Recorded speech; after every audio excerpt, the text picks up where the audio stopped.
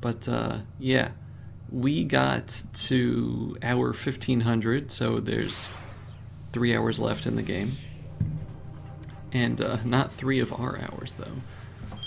But where we left everybody, it's wild that some people's stories just ended in the middle of the hour.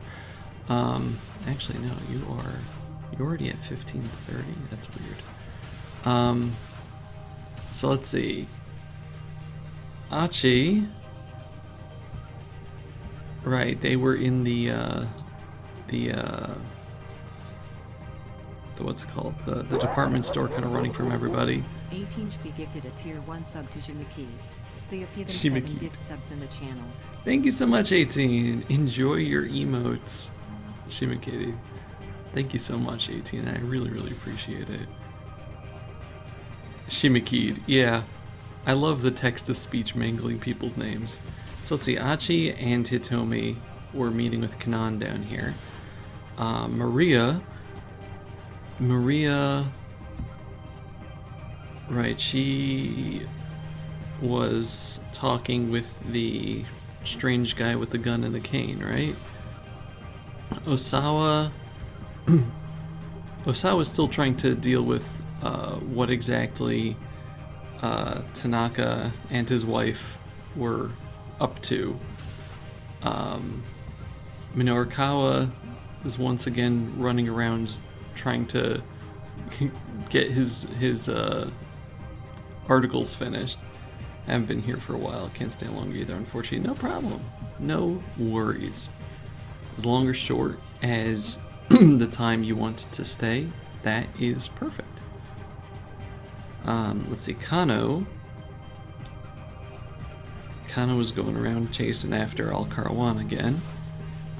But let's see, early day stream. Yeah, I like to do the Shibuya Scramble streams a little earlier just because I usually want to do other stuff in the day afterwards.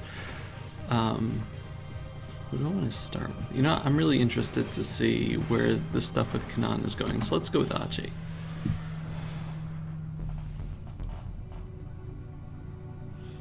It's 6:37 p.m. right now, so good time for me. That works. Also, tell me if the game audio is too loud. I don't think it is, but let's try 34. Oh, I have to do another. Andrew asked for 86, and I couldn't do it on stream the other day. 18 should be gifted a tier. Why did that play twice? Why did that play twice? So I'm sorry, what did you say? You said 34. Number 34 is... This is the Tanaka Empire! Love that one. And Andrew asked for 86. Super serious, brother. I couldn't play that the other day. Okay. Let's get back to the game. This is the Tanaka Empire! Anyway, Canaan led them into a narrow back alley. The moment she stopped, Hitomi spoke up. Members of SOS don't come by here very much. Word has it that in this place around 10 years ago, one man beat the crap out of 7 street toughs in the blink of an eye all by himself. Over time, people have offered various theories, that he was an assassin, that he was some foreign soldier, even that he might have been a ghost. And to this day, the urban legend lives on. Why was my sister kidnapped? Before I answer that, there's something I need to tell you, Canaan said. Her tone was cold and sharp. I've come to Japan because I'm on a mission. I'm not at liberty to discuss all the details.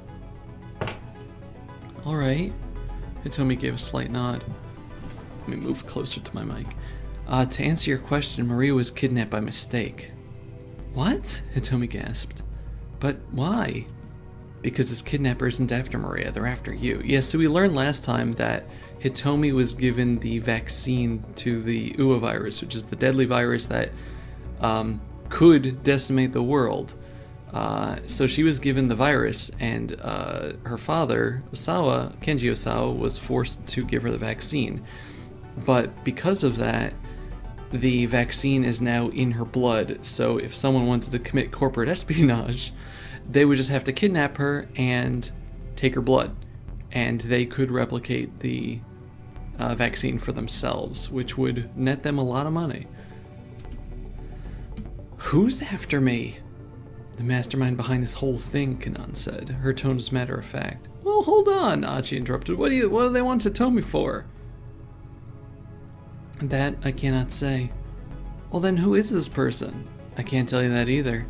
You see, their sex, nationality, age, appearance, just about everything about them is shrouded in mystery. So there's honestly not much I can tell you. There's always a mastermind in a Spike Chunsoft thing, isn't there? Achi and Hitomi stood dumbfounded.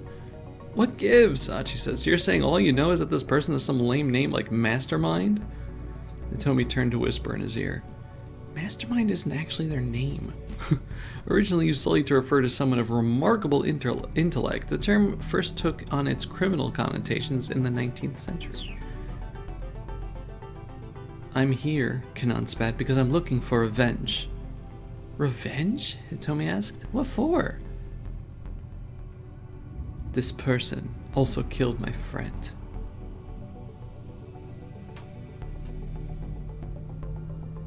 Canaan's inscrutable eyes flashed with a threatening gleam. Earlier, you said it was your fault my sister got kidnapped, Hitomi said. Canaan cast her eyes down. 4 days ago, I managed to learn this criminal's plan, so I got in touch with Maria and told her that you were going to be attacked at that party. So that's why she told me not to go. Oh yeah, she was like, I don't want you there. Hitomi's voice trembled as she spoke. I gave Maria a small GPS tracker to give to you, but I guess you never got it? Global Positioning System, a network of man-made satellites and ground-based control stations for providing geolocation data. Alternatively, a device that makes use of said system. Modern cell phones and vehicle navigation systems use the GPS. Look at this fancy...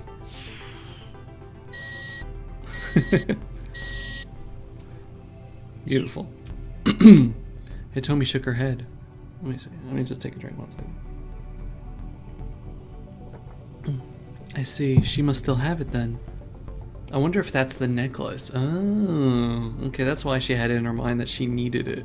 Wait, so then my sister... The color drained from Hitomi's face as she understood.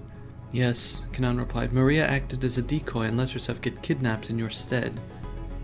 Hitomi swayed on her feet, shocked to the verge of fainting. Achi hurriedly reached down and caught her in his arms. But wait, he said to Canaan as he held Hitomi up. I don't get that either. Why didn't neither of them go? Then no one would have been kidnapped, right? I mean, why'd her sister need to go and act as a decoy? Canaan let out a tiny sigh. If she hadn't gone to the party, the kidnapper would have just found some other opportunity to come after her. Oh no, not GPS signals. Yeah, crazy. Okay. Achi nodded. That sort of makes sense. Betting that Maria's plan was to use the GPS to lead me to these guys' hideout. She wanted to keep her sister safe and also figured she could help me with my mission. It's the sort of scheme she'd think of. So then, can't you use the GPS to locate Hitomi's sister? Achi asked. Canaan shook her head. The GPS hasn't been powered on since she was kidnapped. It's possible the kidnappers took it from her. Wait, what? So after all that, even you can't find Maria? Achi slumped his shoulders in disappointment. I didn't say that. What do you mean? I got some intel from those syndicate members we met earlier. Apparently sometime this morning they put Maria into a blue minivan, and since then they've been moving her all around Shibuya. Achi and Hitomi exchanged glances at the mention of a blue minivan. Unfortunately, Canaan continued, those operatives didn't know what the current situation was. Now how will I play lo-fi hip-hop tunes for studying? It's terrible. It's just terrible.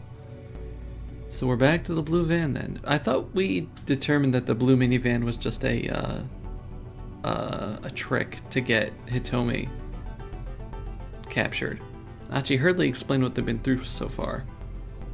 He mentioned that they first seen the blue van, where the kidnappers had told Hitomi to find it. He also described how the man with the cane, and then a host of others had come after them. He got a little sidetracked here and there, but Canaan quietly listened to the end. I see, she muttered. So then, what do you think? Achi asked. Seems like we messed up their scheme a little, huh? Whatever the case, this man with the cane concerns me, Canaan said. I doubt he's working with the others. I don't know what that means. Maybe that's it. Some guy who isn't involved butts in and he throws off the whole plan. Canaan nodded in agreement. Because you and that man with the cane showed up, she said, they couldn't leave the minivan where it was. They took a sensible precaution. But then if you think about it, isn't this an opportunity for us to turn the tables on Mr. Mastermind? Canaan flashed him with a faint, speculative smile. I wonder about that. Oh, come on, Achi grumbled. You're such a buzzkill. Any well-made plan has a good solid outline, which means that even after it has come to fruition, it's easy to trace things back to the planner. Huh, is that how that works? By contrast, if you achieve your goals using accidental means, the outline becomes blurred and it makes it harder for anyone outside looking in to grasp what the actual plan is. Achi swallowed hard as he took in the gravity of the situation. Well, but I mean, like, if there's an accident, people are gonna for sure panic. Plan or not. The corners of Canan's lips curled up. Typically, I suppose, she said. But the people who are after Hitomi, not only have they put together a perfect plan, they've purposely left certain tiny holes in it. And so we can't even figure out who they are. The outline of the plan is always too blurry. Achi had no response though. It's like he was hearing about some completely different world beyond the one he knew.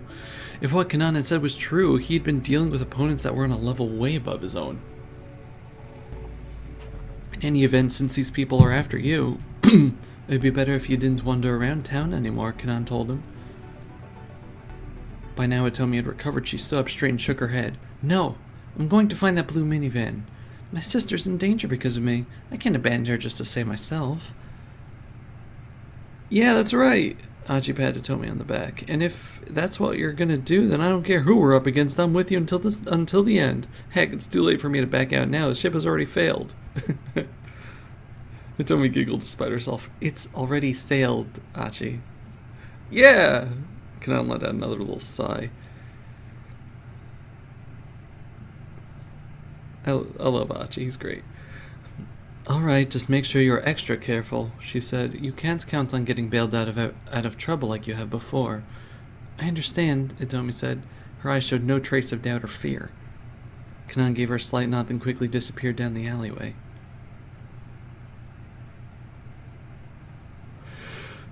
Right then, she said, want to get back to looking for that minivan? Then he stopped, remembering their previous efforts.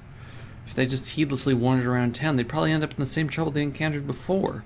They'd get chased by the man with the cane or by the kidnappers, and their search would be interrupted yet again. What should they do then? There had to be a better way. Achi happened to glance upward and caught sight of the surveillance camera installed on one of the streetlights. That's it! Huh? Ah, I can't believe I didn't think of it before! Hitomi peered at him, startled by his son shouting. We just need to use my old man's surveillance cameras and this'll be a breeze! Achi took Hitomi by the hand and started running. His destination is the security camera monitoring room in Dogenzaka. Achi didn't slow his pace until they were nearing their destination. He turned to look back at Hitomi. He was about to ask if she was doing alright when someone close at hand called out to him. Oh my god. Hey, mind if I ask you something? Have you ever heard of SOS? Achi stopped in his tracks as a stranger stepped in front of him. It's Minorikawa. How the heck did these two... Minorikawa just keeps running into all the correct people by accident. Like, he's not connected in any way, shape, or form, but he has talked to, I think, everyone except for maybe Kano now. The guy looked too old to be picking a fight with SOS. Achi regarded him with suspicion. Yeah, why do you ask? Do you happen to be a member yourself? No, not anymore. The man's eyes flashed with the gleam of recognition. Did this guy know who he was? With a broad grin, the stranger took a step closer. Achi's heart sank. He couldn't afford to get caught up in some new hassle right now. Hitomi flashed him a worried look. Let's go! Let's go. Achi and Hitomi dodged past the man and hurried onward. Even if the guy was harmless, they needed to be on their guard. There was no telling just how many thugs and assassins were looking for Hitomi. Minorikawa was not going to give up. Rather than head directly for the surveillance building, Achi decided he'd better make sure the stranger wasn't up to something. Hitomi followed as he slipped quickly into a back alley. There was no indication that the man was following them. What was that guy's deal? Hitomi asked. No idea. But he sure seemed kind of fishy. Doesn't look like he's coming after us, though. They took a quick detour through another seedy back alley.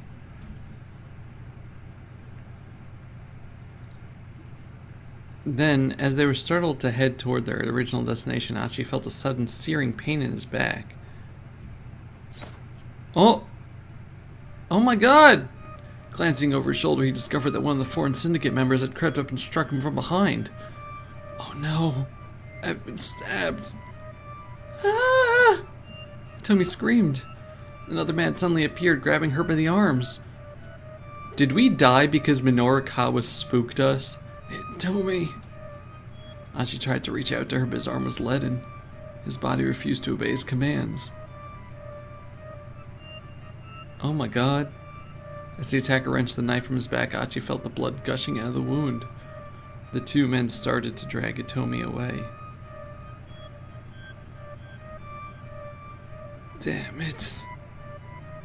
He tried to pursue them, but his legs faltered and couldn't find their footing. He was losing blood so fast he was starting to fade from consciousness. Achi could only watch impotently as Hitomi was dragged further and further away. How did they find... Oh, our phone is still on, isn't it? And there's a bad ending. Wow. Stabbed by a kidnapper.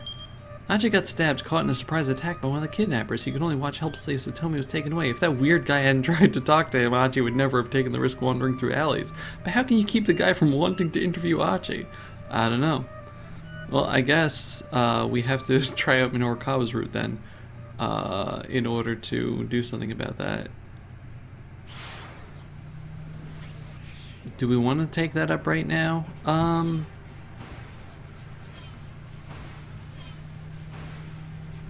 Yeah, why not? Let's just stick with this.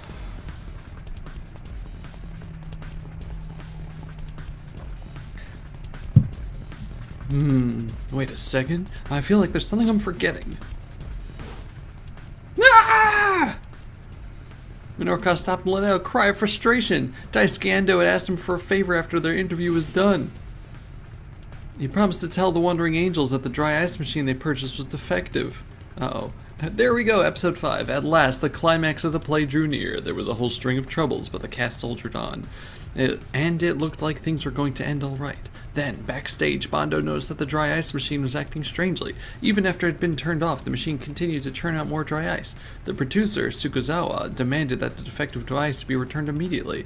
And so, Tozuka, Bando, and Amo loaded into their vehicle and left the theater. Continued in episode 6.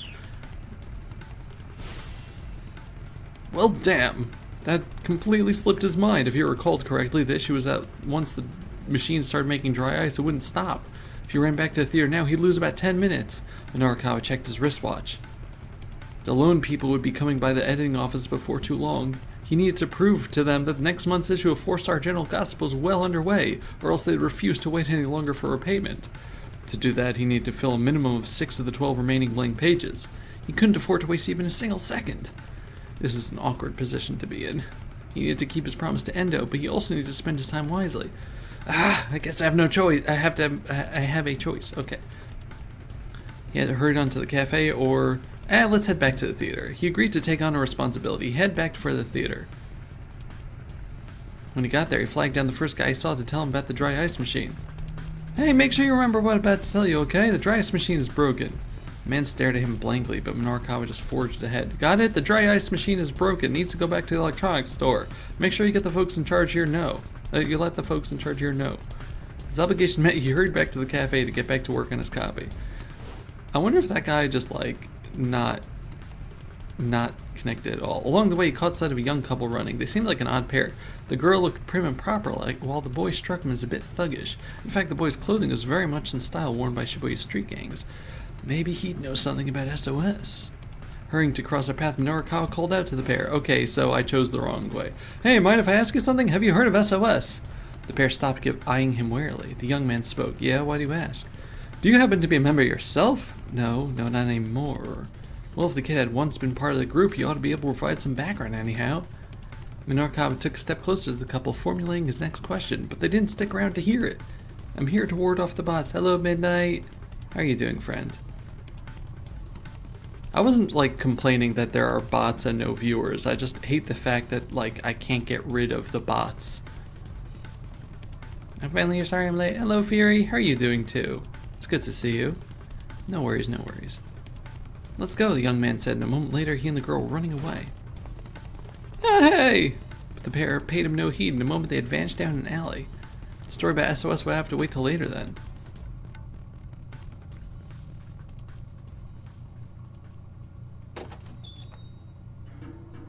Minorikawa hurried into the cafe. Wasting no time, he sat right down and plugged his laptop into the nearest power outlet. He plunked himself down on the floor and hit the computer's power switch. The waitress gave him a disapproving look. Sir, I'm afraid you can't sit there. Well, it looks like your tables are full. I'll make do here. Well, being able to make do really isn't the issue. I'll have a coffee, please. I feel so bad for this poor lady who all day has been harassed by Minorikawa, who keeps coming back to this cafe and making a scene. I'm feeling lazy, almost didn't make it to work. I feel you. I decided to just sleep in today. Just do whatever you want. The waitress turned away and stared vacantly up at the ceiling. I'm waiting for her to just hit him. You know, a person can only get away with being obnoxious for so long. Sooner or later, someone's likely to call the police. Oh my god! Minorikawa looked up from his work, started to see the burning hammer salesman standing over him. You're Mr. Yanagishita. Thank you so much for stopping by earlier. Are you gonna write your article here? Yanagishita eyed Minorikawa's computer. If I didn't make it to work, I could have streamed more FF7. Gasp. Currently waiting for maintenance to show up because my fridge is leaking again. Yay! I'm sorry. I hope they show up soon and they fix it. I hate when things just don't work and then you have to wait for other people to fix it. And they just do not respect your time. I'm sorry. Oh, Yanagishita eyed Minorikawa's computer. Oh, that's the latest model, isn't it? Look, I got no time to talk right now. Also, Midnight, while you're here, is Mr. Yanagishita, isn't that just like Brooke with skin, right? From One Piece? Tell me I'm wrong. Brooks? I think it's Brooke with no S, right? I don't know. Last time I had to wait for them to show up, and every single day I called them and they're like, on their way. Minorikawa opened the file with his half-written copy. Yes, froze life. Oh, what's this? Chaos, a bogus weight loss drink sales demo. Yanagishita read the copy aloud. The organizer, Junichi Yanagishita, didn't merely have a whiff of deceit about him, his breath also stunk. Sound good? Minorikawa asked. I wanted to make sure I gave an accurate impression. Oh, I love what you've done with it. This is a great copy. Fantastic. Yanagishita turned to look at him with a manic grin. Yeah, isn't it? In a flash, Yanagishita's face went from grinning to livid. Like hell it is! You think I'm just gonna let you write something like that? Oh my god. Snatching at the computer, Yanagishita bolted out of the cafe. Hey, get back here! Minorikawa leapt to his feet and rushed off in pursuit. Oh my god. I love seeing these pictures, knowing that they filmed all of this illegally in Shibuya. As he sprinted madly along, Yanagishita turned down a narrow alley. Minorikawa stayed close behind, desperate not to lose sight of him. The quarry began to weave his way through the back alleys of Shibuya. The guy clearly knew his way around town.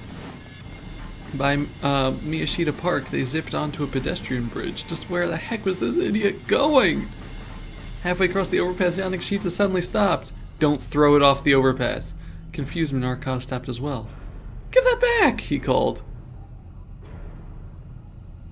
The next moment, Yanagishita flashed a mocking grin and dangled the laptop over it. I just want to say, I'm so happy that once Maria's involvement with the Burning Hammer stuff ended, Yanagishita didn't leave the story. He keeps showing up for the various characters. Like he was in the mall and stuff. I'm so happy that he just somehow keeps on bumping into everybody.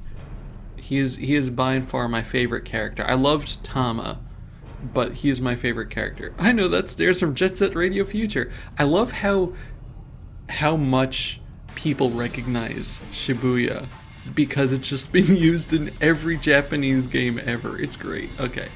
Yanagishita flashed a mocking grin and dangled the laptop over the railing. Uh-oh. Minorikawa lunged toward him. It was already too late. The laptop left Yanagishita's hand and went spinning down through the air. Then as the two men struggled, Yanagishita himself toppled over the railing. That hesitation, Minorikawa jumped down as well. Ah! Ah! What beautiful pictures. Are they dead? Minorikawa landed hard. As he struggled to regain his breath, he looked around and saw Yanagishita beside him. Incredibly, the laptop was safe in the charlatan's grasp. How the heck did either of them survive that? Apparently, he'd somehow managed to catch it in mid-air. Before Minorikawa could be too relieved, however, Yanagishita got to his feet and took off running again. You both fell off an overpass! Get back here, you little weasel! I don't think so. This Yanagishita guy was infuriating. Then he was really fast. Minorikawa considered himself a decent runner, but he couldn't manage to gain on Yanagishita. If running away was a competitive sport, the guy would be a world-class superstar. As he ran along, a peculiar thought occurred to him. Hold on a minute. If he hates my copy that much, shouldn't he have wanted my computer to break? Why'd he go out of his way to catch it like that? It made no sense at all. Hey! Minorikawa shouted between gasping breaths. What are you planning to do with my laptop? Yanagishita glanced back at him. Gonna sell it? Sorry about this. What? Minorikawa was taken aback. Considered a combination for defamation of character. In the civil sense, the act of unlawfully damaging another person's character or reputation in the public eye is. In the criminal sense, the act of disseminating damaging facts about an individual to an unspecified large number of people. Yay! Yeah, he's basically Miraby, yeah. Come on, get real! It can't be defamation if the article hasn't run yet. Then consider it an advance on the compensation. This is so nonsensical, it made Minorikawa's head hurt. But now at least he knew why Yanagishita had dived after the computer. The thief continued to weave his way through the side streets. His speed didn't diminish in the slightest. Yeah, this man is great at outrunning all the people trying to collect his debts. Damn it, this guy has too much experience running away. Minorikawa's stamina began to fade, and finally he lost sight of his quarry. But that didn't mean he was ready to give up the search. There were articles on that computer that were right on the verge of completion. Whatever it took, he had to get it back. Yanagishita had said that he was going to sell it. Where could he be headed then? Probably headed to sales demo venue, headed to knick-knack shop. I would probably say the knick-knack shop. Probably just head to the knick-knack shop. Minorikawa recalled seeing one near the Burning Hammer demo site. He also recalled seeing a poster outside the place that read, "We buy computers at top prices." Yeah, that's what I figured. Also remember, stay hydrated. PC, money! Damn, the guy had led him on a wild goose chase. That shop was surely where he was going to sell a laptop. Gulping a deep breath, he headed in that direction.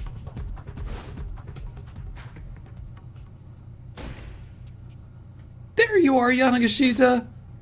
Minorikawa burst into the shop and sent a guy, an accusing finger pointing squarely at the thief. This man, listen, there's no way I'm buying a computer that doesn't have a power cable. He ran so far he's all the way in the UK now. Crazy, right?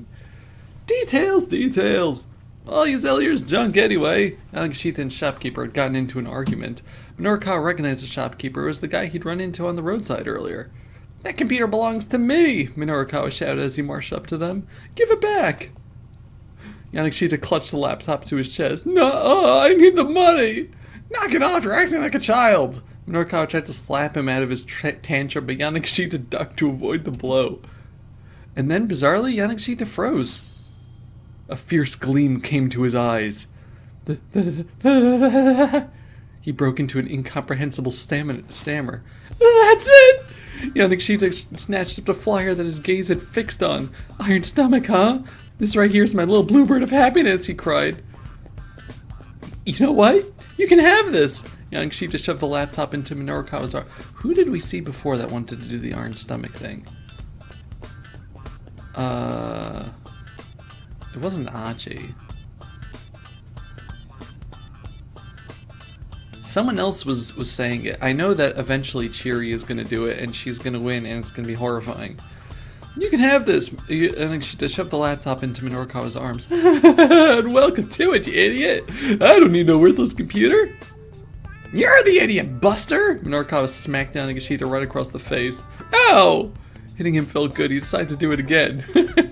Minorikawa shoved down Nagashita toward the shopkeeper. Hand this guy over to the police, he said. No, not the police, Nagashita pleaded.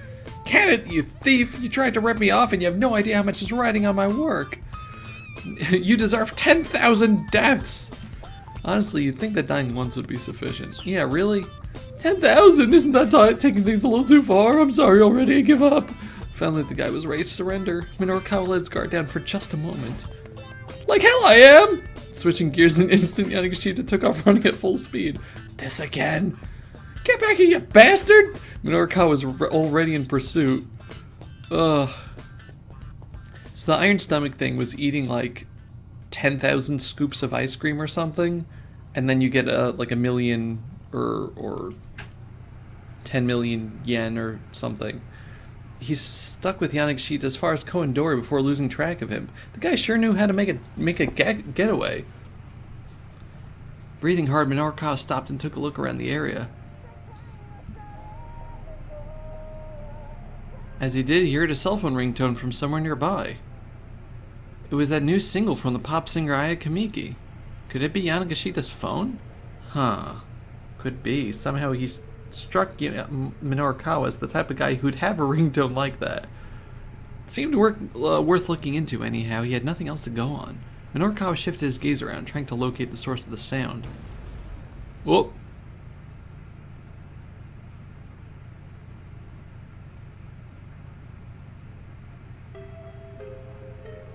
Suddenly a massive fiery blast knocked him from his feet. Oh my god! By the time you realized it was an explosion, his senses were already shattered. What? I'm just trying to... Whose phone?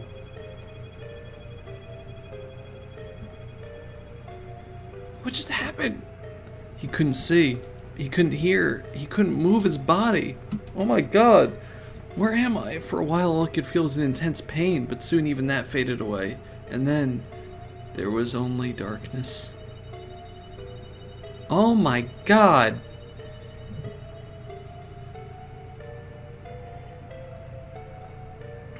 That escalated extremely fast. Chasing Yanagashita led Minorikawa to the wrong place at exactly the wrong time. He wouldn't have happened if Yanagashita hadn't run when he did. If the MMA fighter Miko Morita comes into the knickknack shop, she'll interrupt their argument and things might turn out differently. Whose path do we need to do to get Miku? I'm assuming that's going to be Maria because she's the one that beat her up, but man. Okay, so first things first with Minorikawa. We have to do this differently. Hatsune Miku? Yeah. We have to do this differently so that we don't run into Achi. There was nothing you could do about having forgotten. You heard to the cafe. Sorry, Ando. Sorry, Orai. You're just gonna have to let someone slide. I got Toyama's life. Excuse me, I got Toyama's life on the line here. And is this just the same group of things going on? Open the door of the cafe at the practice of a regular. Look, the waitress only got that far before her face fell. You again? Well, hurry up and get me a seat, she grinned wickedly. I'm terribly sorry, sir, but we're all full at the moment. He looked around. All the seats were indeed filled. As you can see, sir. Really now? The waitress grinned wide with triumph. Yes, sir. Fine, I'll just right here. Let me get some power. Okay, and this is continuing this part.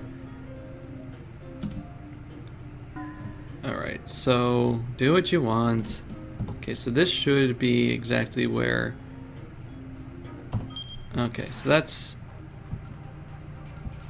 still leads to the bad end there, but the Achi stuff doesn't end. So let's head back to Achi's story. Are we going to a Vocaloid concert? I hope so. Okay, so at this point, Achi is not going to get stabbed because he's not going to run into Minorikawa. Because Minorikawa is currently chasing after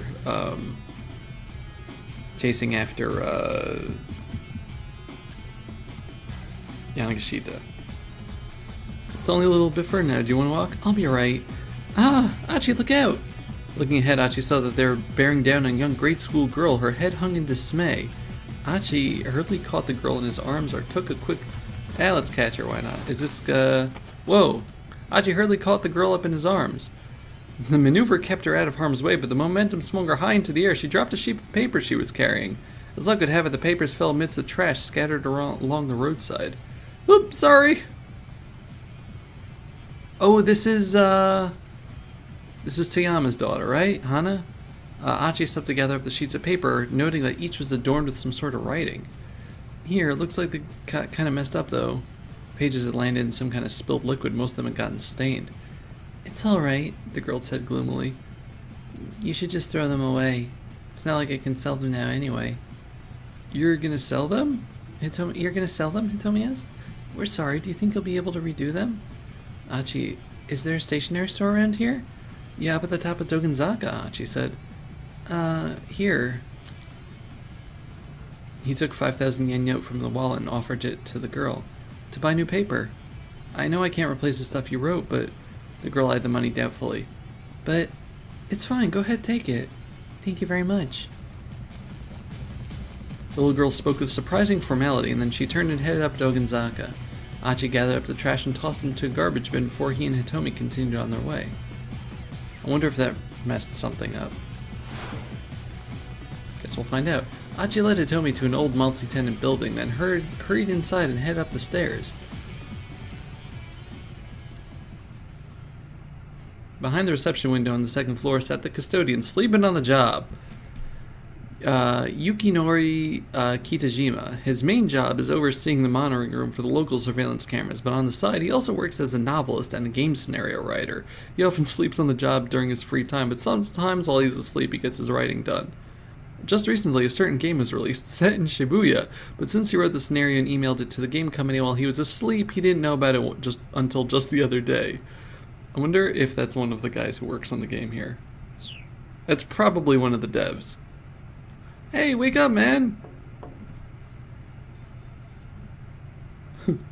Achi gave the window a tap and the man woke with a start. Huh? Achichi? Don't scare me like that! That's one chi too many, and wow, you sure seem to have a lot of free time in your hands. Yeah, no one's been by to check today. Also, how the heck do you write a game in your sleep? But that's not bad, right? I mean, I guess it is the surveillance room, but still, a certain game is really set in Shibuya. Well, that narrows it down to like every JRPG! Obviously talking about Persona 5, the game that invented Shibuya. The man let out a big yawn. My dad asked me to come down here and check on the security monitors, actually, Achi said. Sorry to bother you when you're busy. Sorry to bother you when you're busy, Hitomi added with a polite bow. Huh? Who are you? You with Achichi? I'm Hitomi Osawa. Nice to meet you. Oh ho ho! What, you Achichi's girlfriend? Again, too many cheese there and that's none of your business. Just let me have the key. Hoping his blush wasn't too obvious, Achi mimed unlocking a door.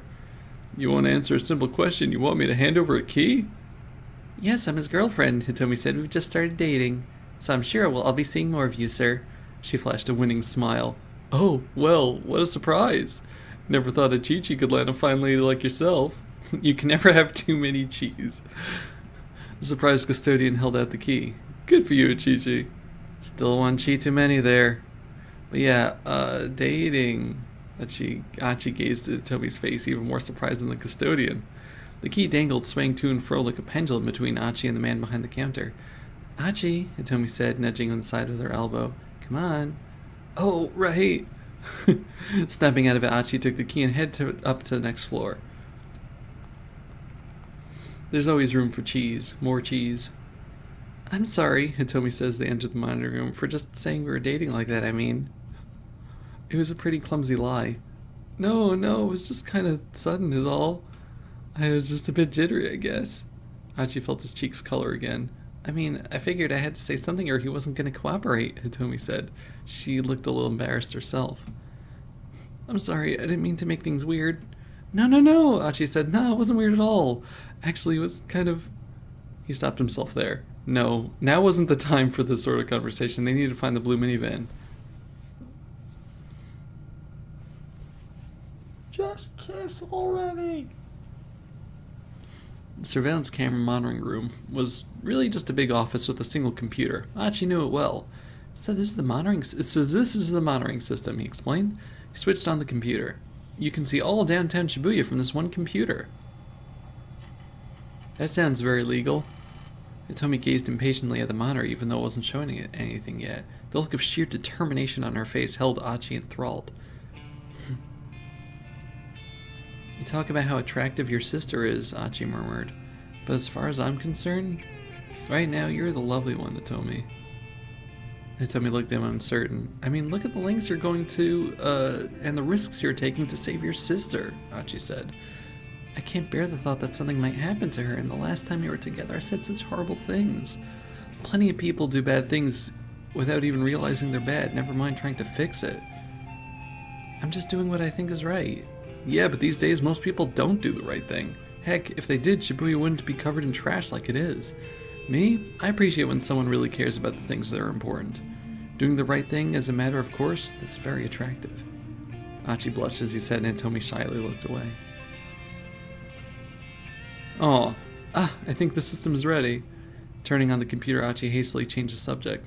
The thing is so simple, even I know how to use it. Clicking on the mouse, he brought up a row of 4 windows on the monitor. Each window showed a different view of the Shibuya cityscape. The image quality is not great, but that's because it's being updated on a 2-second delay, I guess. Achi tapped on the keyboard, bringing up shots of different locations. He clicked on one of them in order to enlarge the image.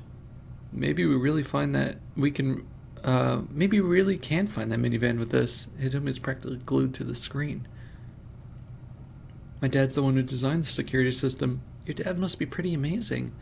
Well, he graduated top of his class at Tokyo Denko University.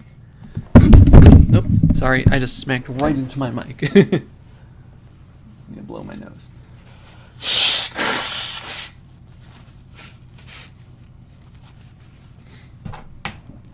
A prestigious national university founded over a century ago. Applicants who place highly on the entrance exam can receive a full scholarship.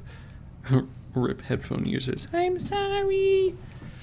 Achi's father was one such attendee. The school has supported extensive research into artificial intelligence and recently announced an AI program known as Body. While the computer is asleep, different personalities emerge, which have an impact on various normal thought processes, forming a network of more human-like thought patterns as a result. That's interesting. He said he could have had a career in computer engineering, but he took over the electronics shop so he could marry my mother instead.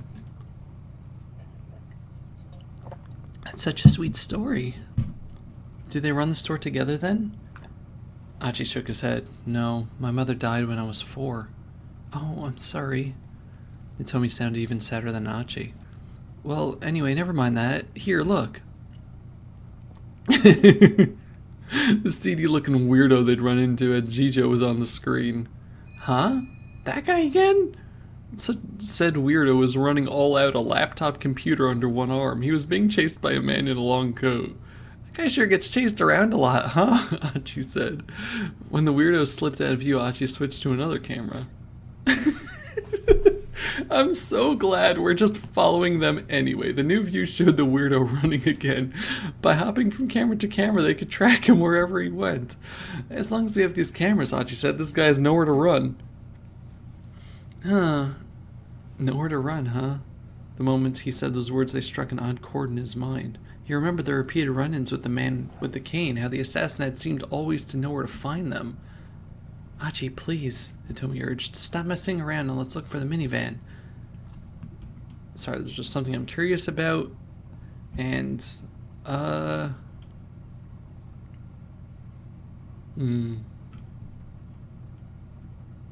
I want to see where this is going. Sorry, this is something I'm curious about. Achi continued to track the seedy-looking man. The weirdo rushed into a knick-knack shop on Center Guy. Soon after, the man with the coat appeared and followed him into the shop. Aha! Looks like he snatched that guy's computer. Still, they remained glued to the monitor. Oh, that's me. Hitomi took her cell phone out. It's an email from Mr. Tanaka. Sus. Okay. Yeah, it was about time for my mood to take a dip, Achi thought. Okay, so Tanaka, we found out, is really, really, really suspicious. But everybody has been giving him information, so like, what? Hitomi blurted. She looked up from her phone. Achi, Mr. Tanaka found the minivan. That's not good. We found out that Tanaka has been working on the espionage side of the corporate espionage side of things.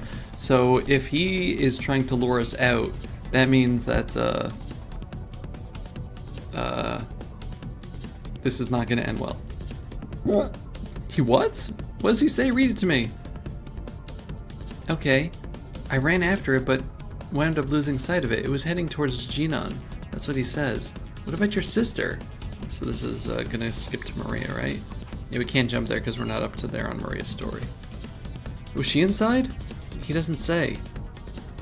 Achi switched over to an array of surveillance cameras near Jinan. A few seconds the transition took felt agonizingly slow. Finally, 4 new images popped up. Achi quickly enlarged one of them. Ah! Hitomi let out a tiny gasp. There it is. There on the monitor was the blue minivan. There was no doubt about it.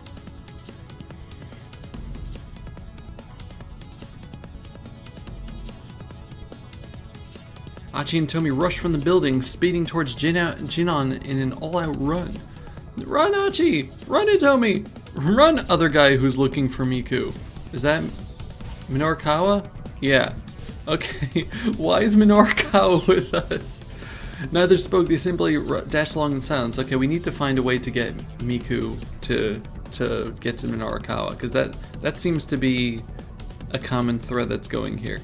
Achi felt as if they'd been running a marathon. The finish line had finally come into view. They hooked a left at the station and darted past the Seiba department store. Aha! Achi pointed as he came to a stop. The blue minivan was still there, parked by the curb along a slight hilly incline. Leaving Achi behind, Hitomi started rushing up the hill. There's no way this is going to end well. Alarm bells started going off in Achi's mind. Someone from the kidnapping crew is inside the van. It was dangerous to approach carelessly. Stay back, don't get too close! I like it was stay back and wait! Achi shouted. But she didn't appear to hear his cries. The hope of rescuing her sister had driven all else from her mind. Achi started to run after her. Hitomi reached the vehicle already. She brought her face close to one of the windows, but the tinted glass obscured the view inside. Hitomi circled around the minivan's other side. Achi saw her grasping at the door. She slipped out of his view for just a moment. Oh man, we got a movie going. Oh my god!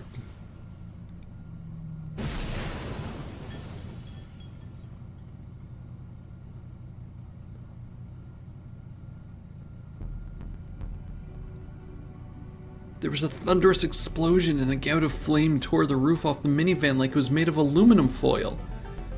Hitomi! Horrified, Achi charged through the roiling smoke, searching for Hitomi. He saw 2 figures sprawled in the street several meters from the van.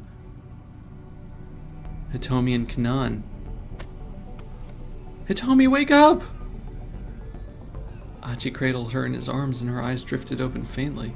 Are you okay? Are you hurt? Hitomi didn't appear to understand him. Her only response was a blank, dazed look. There was a small patch of red on her face. Achi wiped it gently away with his finger. He saw no further signs of bleeding. She must have been splattered by someone else's blood then. Oh no, Canaan! As far as he could tell, she hadn't been gravely injured. Achi let out a sigh of relief. Hitomi, is she alright? Canaan stirred on the ground. Her clothes were scorched in places. She was bleeding from her head. Canaan, did you save her? Is she alright? Yeah, what about her sister? Canaan didn't respond. No, it can't be. Achi went to look inside the van. Amidst the smoke and the flames, he could make out the outline of a body. What happened here? Achi had to look away. There's no way that Maria was in there. Get Hitomi out of here. Hurry. If those guys show back up. Kanaan's face twisted up with pain. Alright. Achi settled Hitomi carefully in his arms. Wait, I need to tell you something. Kanaan's pained gasp called him back. Alphard. Alphared? Huh? Alphard. That's the name of the mastermind. I'm sure it'll come up again if you keep pursuing this. But if you value your life, don't get involved with Alphard any further. Now go. Okay, and thanks. I can't believe Alfred has been the mastermind this whole time. With Hitomi in his arms, Achi hurried from the scene. He wasn't sure where he was heading. He just wanted to get away wherever that meant. He carried her past the crowd of onlookers that had swiftly begun to assemble. The flames of the burning van rose ever higher, roaring up toward the heavens. Okay, this doesn't make sense. Tanaka...